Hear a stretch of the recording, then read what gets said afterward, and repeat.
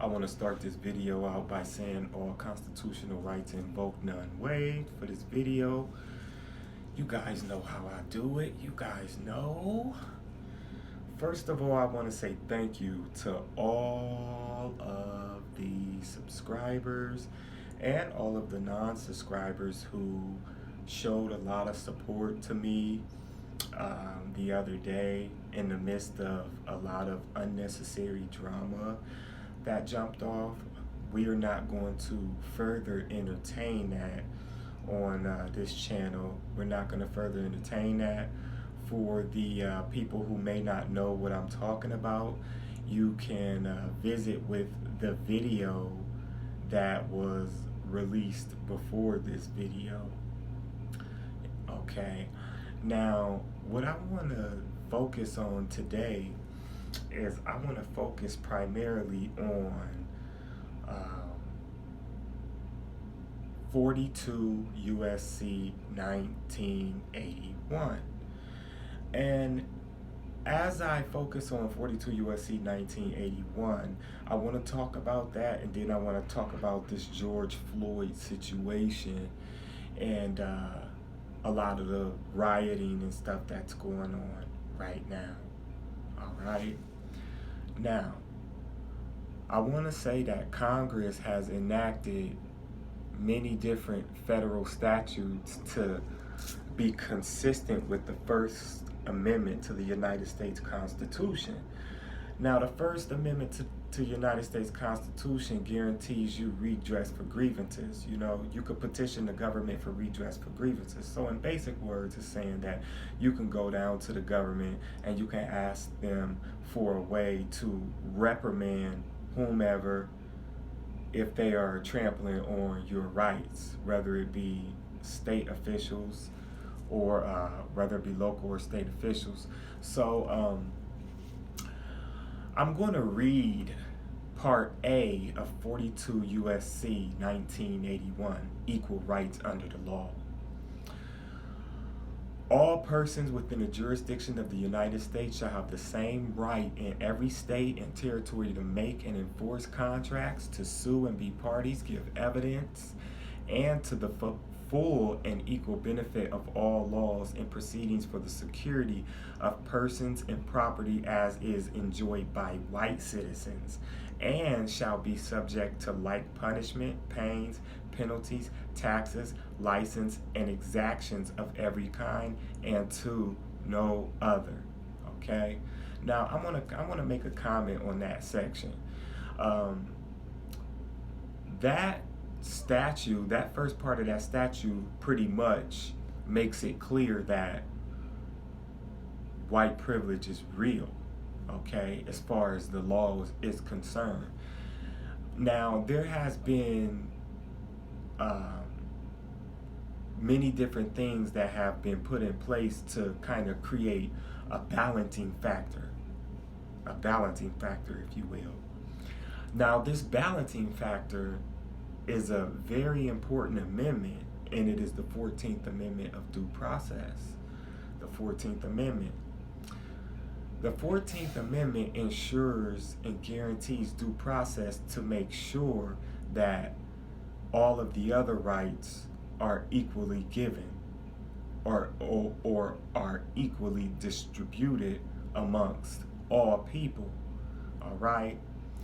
And we have a lot of trampling of the 14th Amendment going on in today's society.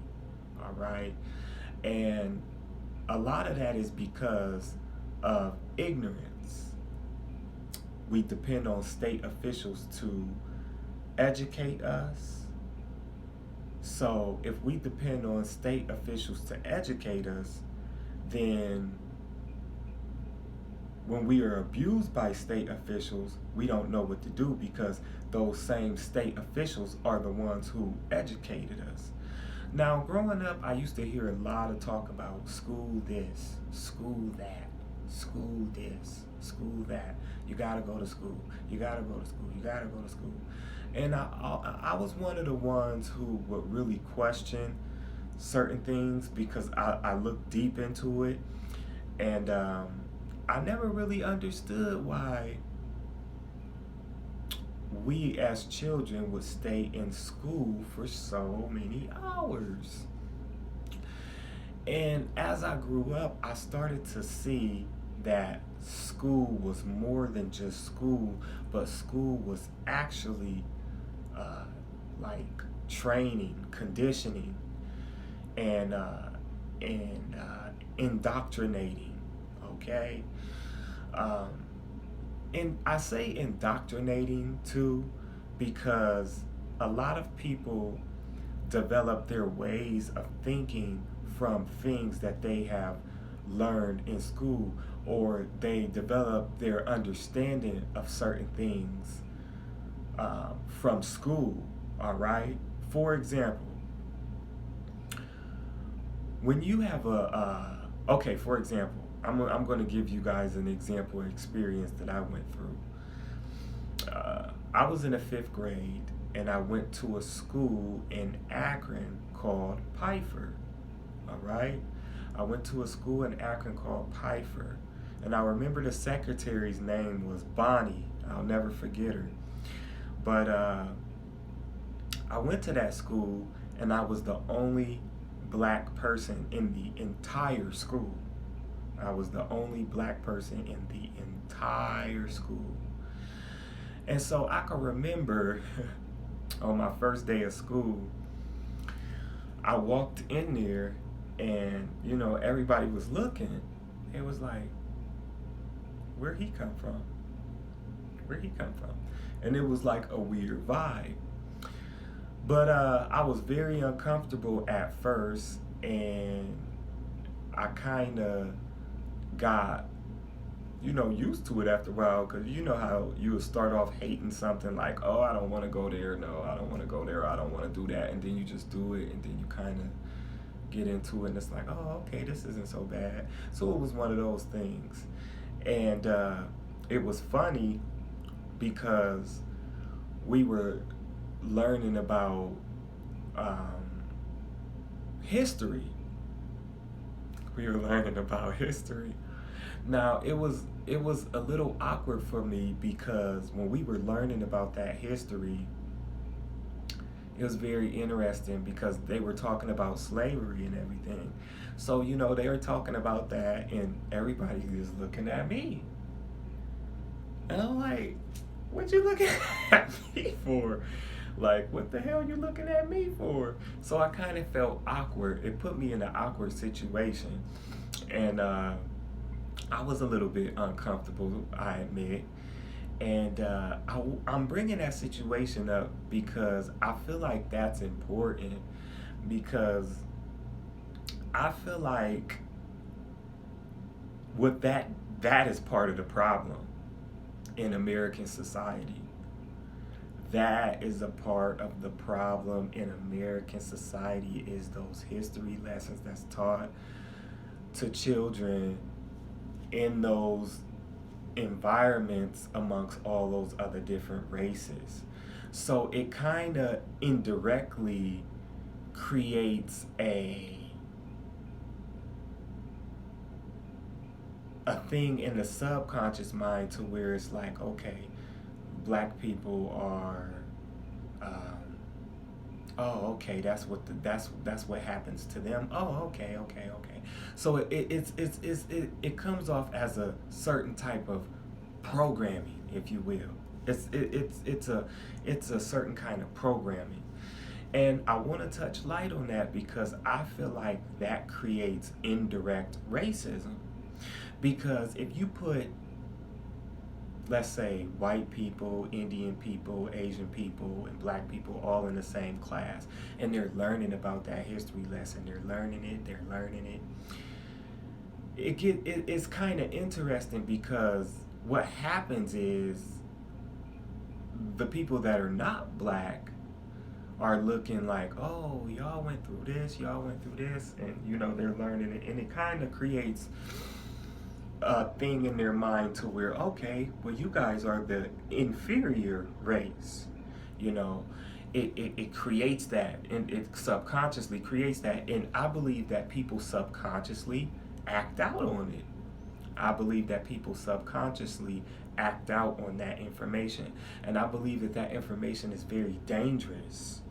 And I believe that that is why we have things happening like what happened to Mr. George Floyd.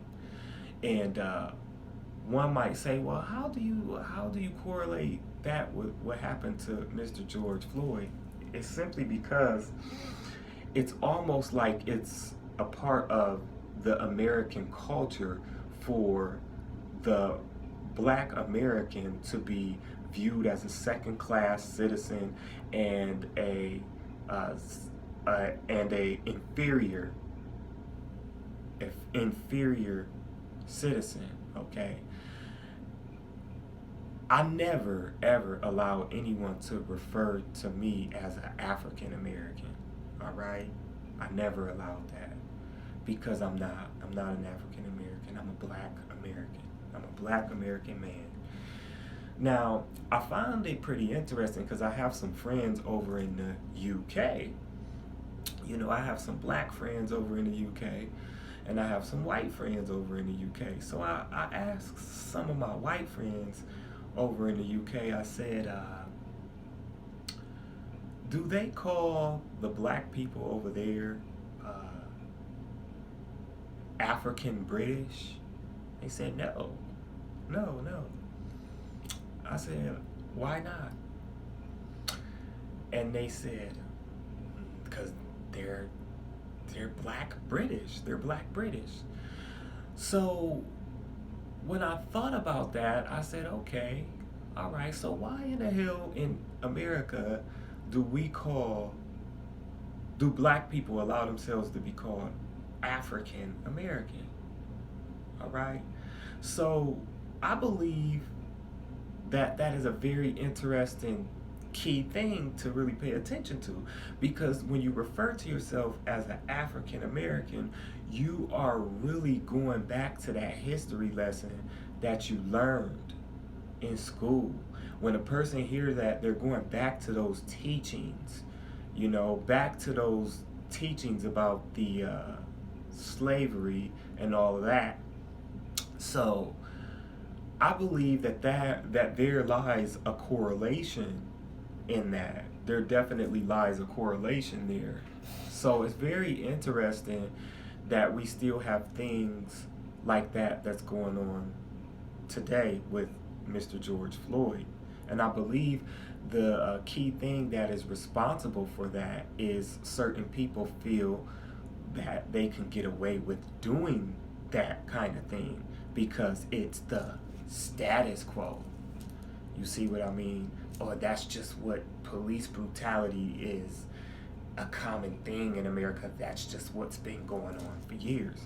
Now, as we come in this modern society with all of these cameras, there's cameras everywhere, that is bringing light to a lot. That is bringing light to a lot. And I go back to that 42 USC 1981. I go back to that statute because that statute is very interesting. That statute 42 USC 1981 is very, very interesting because it tells you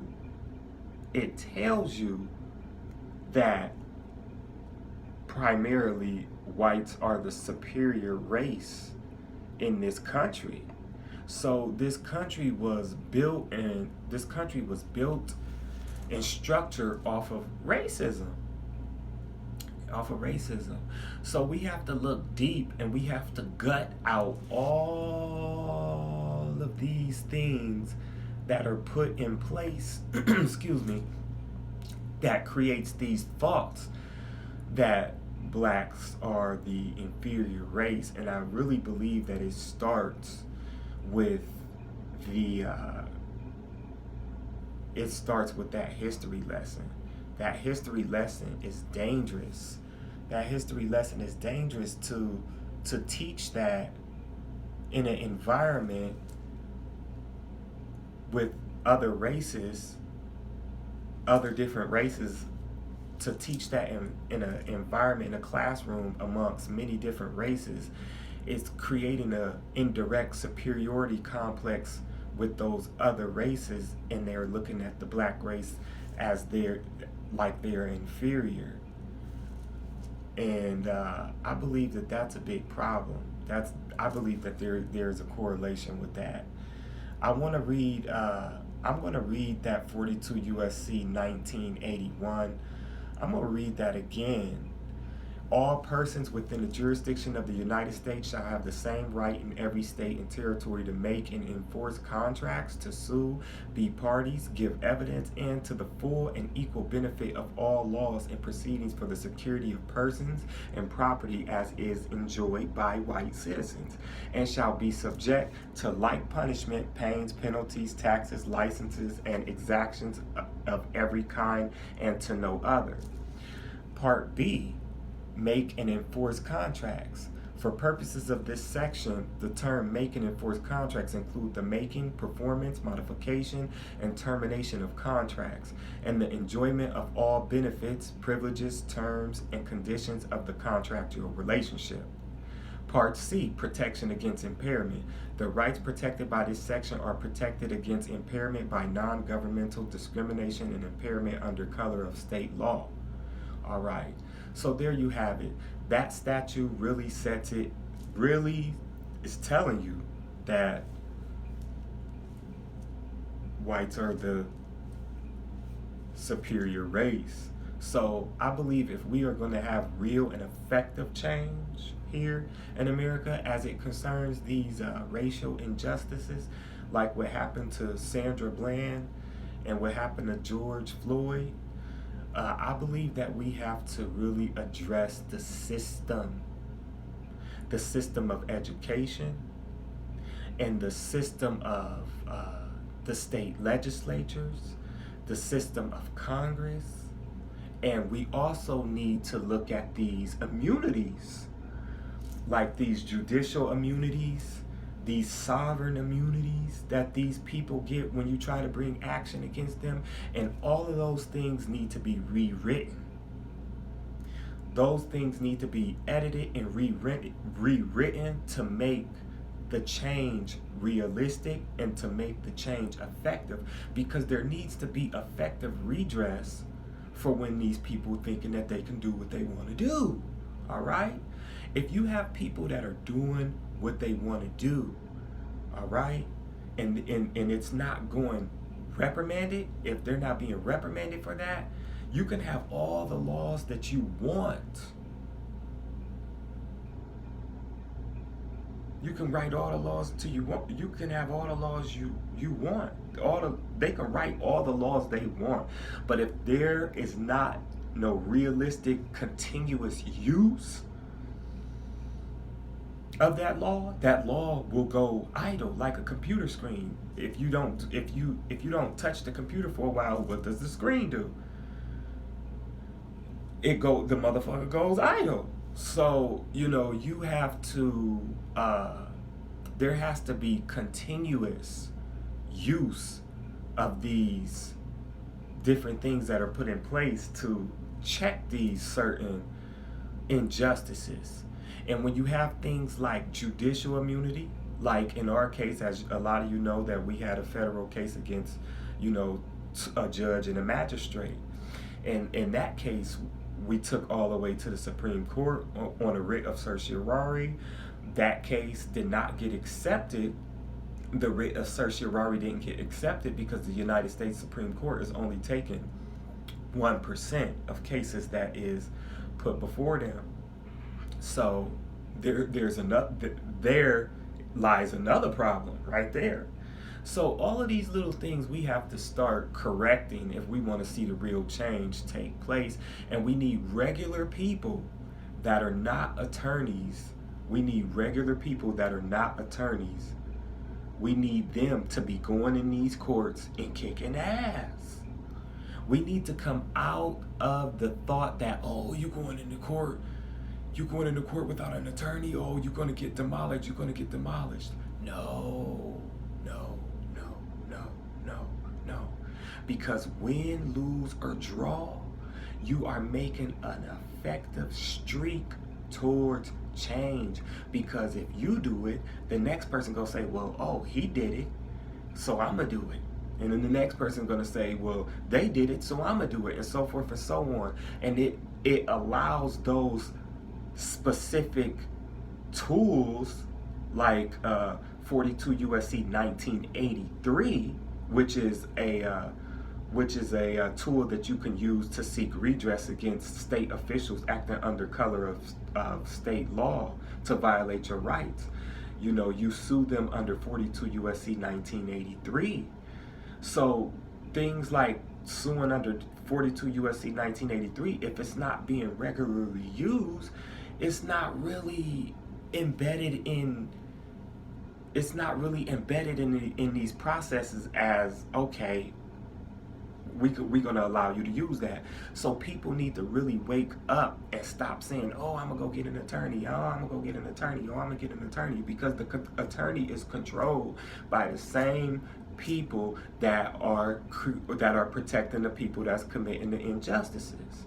You see what I mean? It's going to take regular people, just like myself, it's going to take regular people to really go in there and kick some ass. You know, that's what is going to bring about the effective change. You don't just want change, but you want effective change. And there's not going to be effective change if people are not regularly using these tools. Okay? It's very, very, very, very important. And I want to say that I am proud for how everybody came out swinging it with these riots and everything and in protesting. You know, I want to say that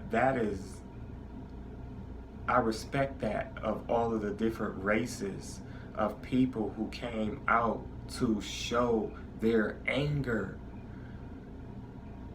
about what happened to Mr. George Floyd, I mean. So I believe that that's a start, but there needs to be a plethora of different things that is being addressed simultaneously. So we need people on the ground protesting, marching, and we also need regular people that are filing these federal complaints against these state officials and going after them. Okay, there's tools out there to allow you to do that, but the state is not going to teach you what those tools are. It's not their responsibility. You know, a lot of people are sending their kids to these schools that are run by the state. They're not going to put you in a school and teach you how to go and kick some ass in their courts or in federal court. That's you and your family's obligation to learn that, and for that to be passed down to the next generation and the next generation. Certain things just have to be learned at home, and that's why I think homeschooling is going to be a big thing in this as this society is revamped, because I believe that society is under construction right now. There is a revamping going on of the structure. So now that I got through all of that, one more thing. I want to say that if I was in Mr. George Floyd's family, I would not have an attorney. I would go in there myself, knowing that I have the support of the people, and I would demand a trial by jury. Okay, those people that are in the jury, they know they will be regular people, so they would know about the injustices or whatever, and you present your case, all right? And you leave it up to the same people that are out there marching and that are out there, you know, voicing their opinions about the injustice. Those are going to be the same people that's on the jury. But we need to have more people demanding the right of trial by jury, period. If we can get that down, I think the rest of it can be, you know, pretty much fluid. All right. Now, I want to shift into something else here. I want to say thank you. Oh, I want to say thank you to all of y'all who came out swinging in my defense with the drama that popped off the other day, I really want to say thank you, because I really didn't have to defend myself, and I really didn't entertain, I didn't want to entertain the drama. And you guys know what I'm talking about, the video that was posted before this one pretty much talked about something that I was concerned with. I won't give no more energy to that situation because it was neither here nor there. It's not important right now, especially right now. The core focus is getting this case, this federal case, getting that to come to a clean ending, okay? And for all of you new people that don't know, I have a federal case in the Ohio Southern District Court for the Eastern Division, and it's a federal RICO suit against attorneys and law firms, okay? Attorneys and law firms, police, specifically the Columbus Police, and a lot of other officials. I'm not going to get all the way into it, but a lot of people on this journey, they were saying, oh, get you an attorney, do this and that, and don't do that, and don't do that. And as we went through this journey, we proved to a lot of people that we have been very effective, and we just need more people to be vigilant like that, you know, because when it comes to this case, I'm relentless. I'm pursuing it relentlessly. Nothing is going to stop it. Nothing is going to thwart it. Nothing is going to take away the focus. Nothing is going to do it. All right? So we will be moving forward with that. The defendants are going into discovery where they will be basically interrogated. All right? They will be interrogated, and they will provide me with the rest of what I need to win at trial. All right? Regardless of all this other stuff that's going on, it's not going to stop nothing. Okay? So, I do want to make a correction, because in the last video I said that there was not an update for Mr. Jeffrey Anderson's. I said there was not a ruling on Mr. Jeffrey Anderson's, basically his motion to dismiss. And there was a ruling on it. It was denied. And as many of you know, Mr. Jeffrey Anderson is an attorney in Columbus, Ohio, that I sued for violation of the RICO law. And so I believe that there is two parties that have not had their motions ruled on. One of them is my brother's wife, Shil Chun Lu. My brother's ex-wife, Shil Chun Lu. We're still waiting for the judge to rule on hers. Her attorney put in a motion and asked to escape out of the lawsuit, which she won't be escaping, and that motion will not be getting granted. It will be denied, just like their gag order was denied. Mr. Todd Sidoti, who hasn't sent in any updated pleadings, who was the attorney who initially represented my brother Moses in his divorce case, he was brought up on RICO charges, and the judge hasn't ruled as to his position. So we're waiting for those last two rulings, and then we will be given a trial date. And as you guys know, the ones who've been keeping up with this, forward we move. On to grandmother's house we go, as promised. So all of this other little stuff and these little chess moves is the water right off of a duck's back. You know how a duck come out the water and that shit fall right off his back, yeah, that's what's going on now. So all of that drama that jumped off the other day, water off a duck's back. That shit fell off as soon as it got on, it fell right off. That's why I didn't really entertain it for that long, because I'm above that. You see what I mean? I'm above that. I rise above. But I want to say thank you for all of those people who came out swinging in my defense and showed me support. Oh my goodness, that was so beautiful. That was so beautiful. But I want to say thank you, and I want to tell you guys also, I want you to stay tuned, because we do have an official website. I'm not going to reveal it now, but it probably will be revealed in the next video. We do have an official website that will provide you the tools that you can use to battle. Okay?